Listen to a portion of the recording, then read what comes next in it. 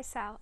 So tell us a little bit about your book and the journey that you underwent before you started the Khan Academy, which led you to writing this book.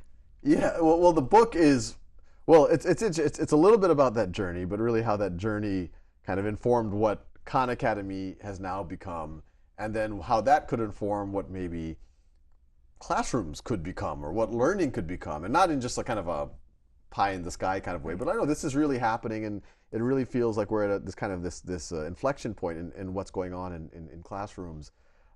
This whole adventure for me started somewhat, actually very inadvertently. It was 2004. I was working as an analyst at a hedge fund at the time. Just gotten married, family from New Orleans visiting me in Boston after my wedding, and it turned out this one cousin, Nadia, was having trouble. 12 years old. I had trouble believing that. She extremely bright girl. We shared a certain amount of DNA too.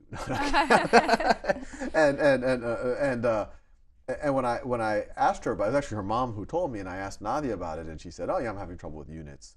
And I said, "Well, let me tutor you." And I think she thought I was just bluffing. So I said, "No, we're going to work this out." So she went back to New Orleans, got on the phone. We ended up using some tools on the internet so that we could see each other's scrawls, initially with a mouse, and then we got these little pen tablet things.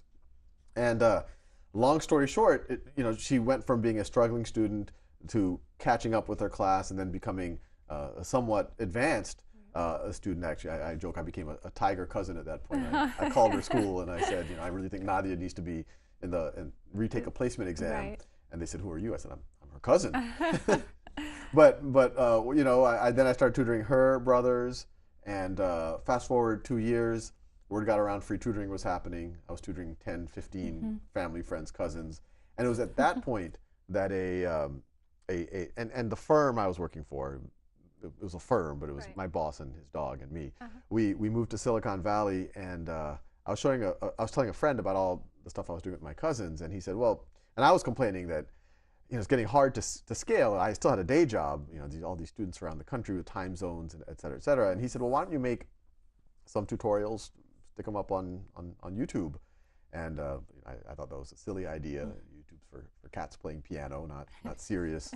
But I gave it a shot, and long story short, that kind of started getting a ton of traction. People started looking at it. In those early days, I also was working on this little software tool for my cousins, and so there was this view that, hey, maybe this could be an institution to help people. And so it was set up as a not-for-profit, and then in 2009, I had trouble focusing on my day job, so quit and started doing Khan Academy full-time. Well, so tell me a little bit about the Khan Academy. What is the business model? Let's start with the big, hairy, audacious goal, which I just found very big and audacious, and then the business model that you've based it on. Yeah, so maybe I'll go the other way around because when I was starting all of this and I was sitting in the middle of Silicon Valley, I came from a very for-profit reality. Right. I had friends who were venture capitalists. Says, "Hey, Sal, we could fund this, and it could be this double bottom line business or whatever that means." And there was a lot of temptation there, and there's nothing wrong with that. But there was this feeling, I was getting all of this emotional reward from these thank you letters that people were sending me, and the sense that, hey, I was making these simple things for my cousin, and now, at first tens of thousands, hundreds of thousands, now millions of students are using it around the world.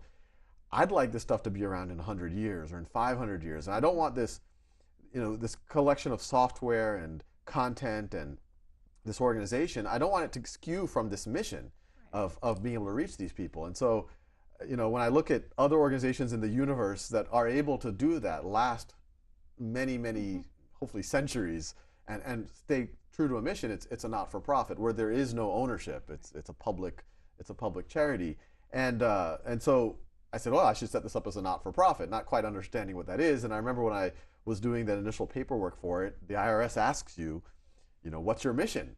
And I kind of thought about it for maybe 3 or 4 minutes, and I said, well, a free world-class education for anyone, anywhere. Why So not? why not? Well, you never want something that you could just say, check, it's done. Right, It's an right. aspiration. Yeah. And it was a very delusional aspiration. At the time, I was literally operating out of a closet. But yeah, and so the business model is we're not a business. We're a 501c3 not-for-profit, but we still have to sustain ourselves. And the way we want to, because we always want the learning side of education, we always want that to be free, because we think that's what empowers people.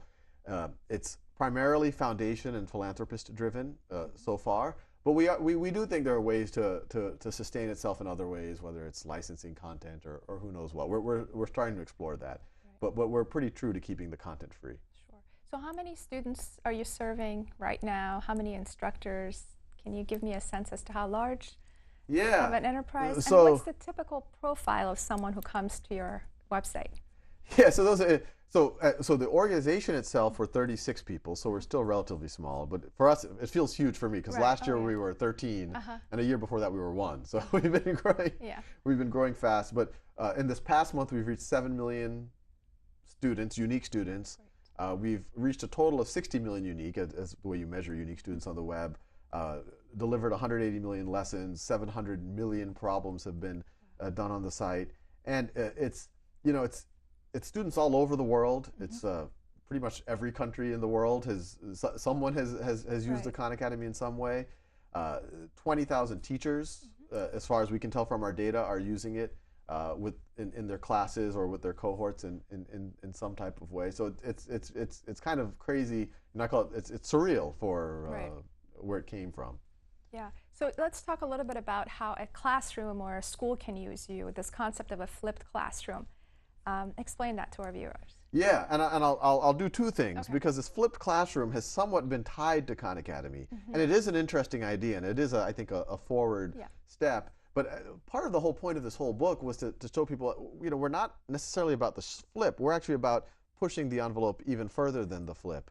So in a flip model, right now at home you do problems traditionally. That's called homework, and in the classroom, a lot of time in a traditional classroom is spent lectures. And the flip is, and it predates Khan Academy. Early on, I had these videos out there. Some teachers were telling me, hey, you made a decent video on meiosis or on projectile motion. I don't have to give that lecture anymore. My students can watch it at their own time and pace. They can remediate without taking up class time. And then when they go to class, that's when they can either ask me questions, clarifications, and we can do problems together. So it used to be homework. The problem sets could now be done inside the classroom. And the advantage there is the real learning occurs when you do the engagement, when you're doing the problem sets. And I think traditionally students either don't do homework or have trouble doing homework because there's no one at home to help them out. Now they're in the classroom. They have the teacher. They have their peers, which is an underutilized resource in the classroom. Not only to help you, but when you help others, you learn a lot better. And it also gives the teacher a lens on how the class is doing. When you're lecturing, it's very hard to know where people are. I mean, you might be able to poll them, ask a few questions, but it's very hard. A lot of times the students are a little bit, blank faces. But now if you're doing problem solving together, you can do much more, you can understand where students are and diagnose them. And so that's the flip. It's what used to be homework in the classroom, what used to be lectures are now at home. It makes the classroom interactive. Students can get lectures at their time and pace.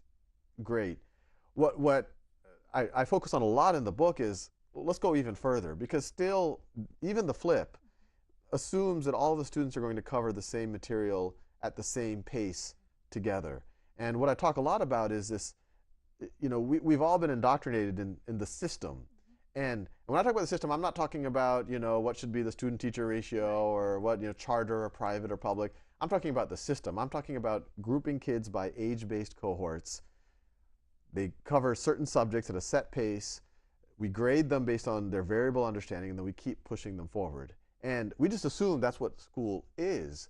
But what I go through great lengths to show is, no, this is actually a relatively new phenomenon. It's about 200 years. I mean, it's not that new. It's 200 years old, but we inherited from a country that no longer exists, the Prussians. And, in fairness to the Prussians and even to us, I guess, it was this, during the Industrial Revolution was the first time that people seriously thought about how can we educate everybody. Before that, it was, you're the son of a lord, and you would get a king, and you would get a private tutor, and the private tutor was the gold standard. It was, they're working at your pace, they're differentiating it for you. But now all of a sudden, in Prussia, there's like, okay, we want to have mass education. How do we do it in a practical way? And said, well, it's the Industrial Revolution. Well, how do we do anything in a practical way? We stick them on an assembly line, and as they go through, we kind of do something to the product, and then hopefully at the end we have a decent product. And so they essentially applied the same model to classrooms. The kids are in these buckets based on age. You know, and it's funny, I was talking to a friend, and her